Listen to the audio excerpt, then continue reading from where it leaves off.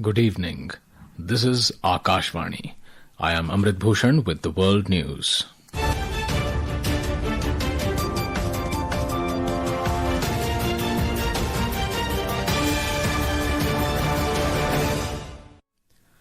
The headlines.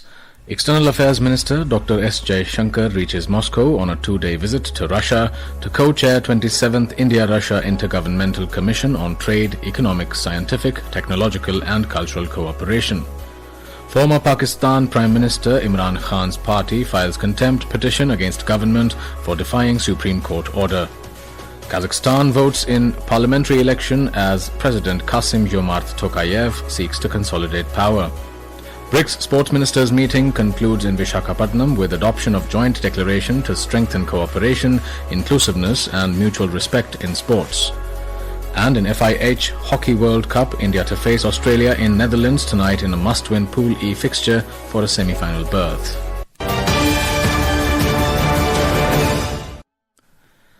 External Affairs Minister Dr. S. Jaishankar reached Moscow this evening on a two-day official visit to Russia. During the visit, the minister will co-chair the 27th session of the India-Russia Intergovernmental Commission on Trade and Economic, Scientific, Technological and Cultural Cooperation.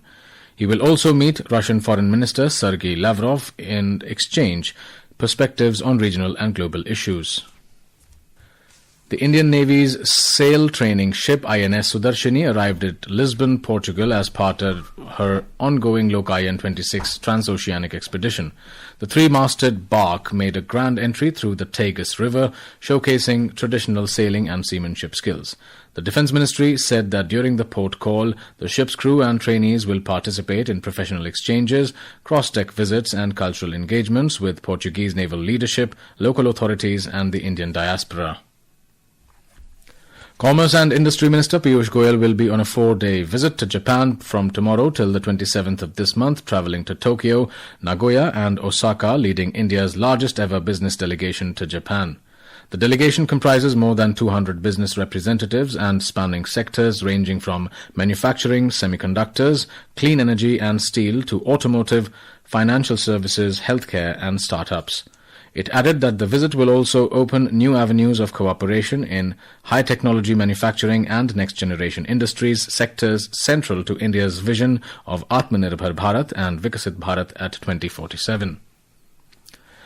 In Pakistan, the party of former Prime Minister Imran Khan has filed a contempt petition against the government after authorities sent him to a state-run hospital instead of the private facility ordered by the top court. According to the legal advisor for Imran Khan's Pakistan Tehreek-e-Insaf party, the petition seeks action against the Prime Minister, Law Minister, Information Minister and other government officials. It also seeks that Khan be transferred to the private hospital specified by the court for treatment. A three-judge bench on Tuesday had directed the government to transfer Khan from Rawalpindi jail to the private Shifa International Hospital in Islamabad within 2 days for medical examination after concerns were repeatedly raised about his deteriorating health. However, officials instead took him to the state-run Pakistan Institute of Medical Sciences on Friday for a brief checkup before returning him to the jail. Meanwhile, Khan's sister Uzma Khan, who attended the examination at Pakistan Institute of Medical Sciences, told reporters that her brother had been repeatedly tortured in prison. PTI leaders also said the incident will intensify pressure and boost preparations for a planned protest on 27th of September. Swati Rakheja for World News. The Baloch Yakjehti Committee (BYC) has condemned a drone strike by Pakistani forces in Balochistan's Mastung district, describing the incident as state terrorism. The strike hit an orchard in the Khadkucha area on Friday, killing 4 workers and injuring 3 others. The BYC alleged that the incident came just days after an aerial attack in Sorab, which it said killed more than 30 civilians, including women and children, and injured several others. The committee alleged that the incidents were part of a wider pattern of violence against Baloch communities and accused authorities of targeting civilians because of their Baloch identity. The committee called for collective national resistance as the only way to challenge this continuing repression.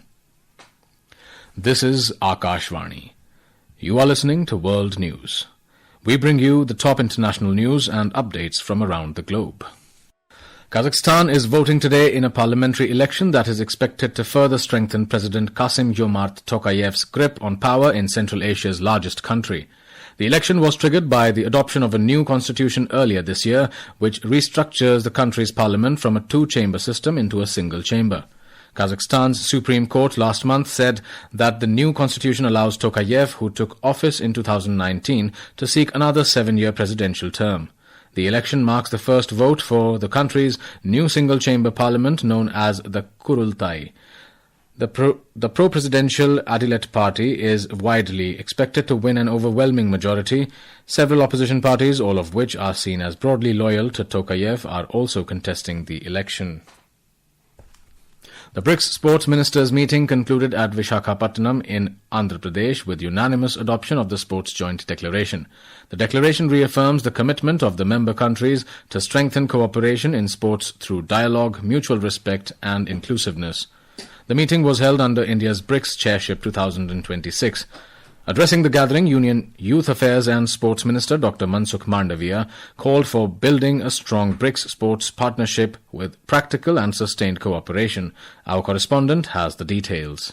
A key outcome of the meeting has been the proposal to establish a BRICS working group on sport technology to promote cooperation in sports science, artificial intelligence, digital transformation and athlete performance. India's proposal for a BRICS sports manufacturing conclave has also received broad support. The inaugural conclave is proposed to be held in Udaipur in November this year, providing a platform for manufacturers, investors, technology companies and research institutions to share expertise and promote innovation. Another major initiative is the BRICS Traditional and Indigenous Sports Demonstration Game, proposed to be held in Ahmedabad in October. The event will showcase the rich sporting heritage of BRICS countries and strengthen culture and people-to-people ties. The successful BRICS Sports Ministers meeting has laid the foundation for sustained sporting collaboration among BRICS nations. Allu Murli, Akashvani News, Visakhapatnam.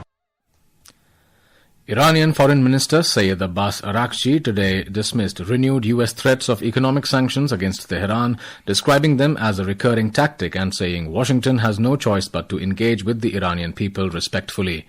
According to Iranian state broadcaster IRIB, Mr. Araghchi said the U.S. resort to economic pressure reflected desperation after what he described as the failure of previous measures.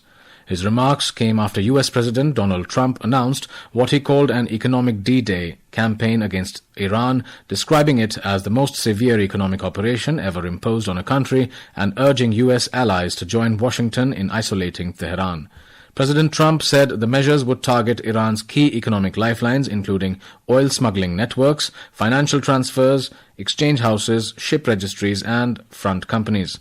Meanwhile, Iran's Secretary of the Supreme National Security Council, Mohsen Rezai, also warned neighboring countries against joining the U.S. economic campaign.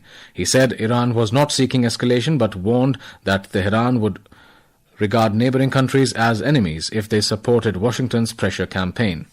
He warned that Iran could take measures affecting oil exports through the Persian Gulf and the Strait of Hormuz if regional countries joined the U.S. campaign against Tehran.